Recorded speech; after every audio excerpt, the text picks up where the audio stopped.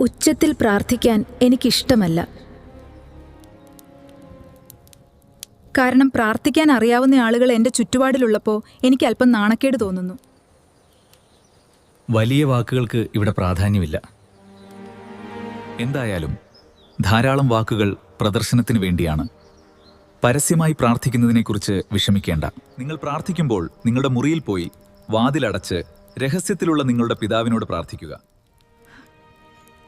ദാനധർമ്മങ്ങളുടെ കാര്യവും ഇതുതന്നെയാണ്. നിങ്ങളുടെ വലത് കൈ ചെയ്യുന്നത് ഇടത് കൈ അറിയാതെ എങ്ങനെ വലത് കൈ കൊണ്ട് ചെയ്യാൻ? അതായത് അതിനെക്കുറിച്ച് ചിന്തിക്കാതെ ഉദാരമായി നൽകുക. മറ്റുള്ളവരെ കാണിക്കാൻ വേണ്ടി അത് ചെയ്യരുത്. വ്യക്തിപരമായി സ്വയം പുകഴ്ത്തരുത്. താഴ്മയോടെ കൊടുക്കുക.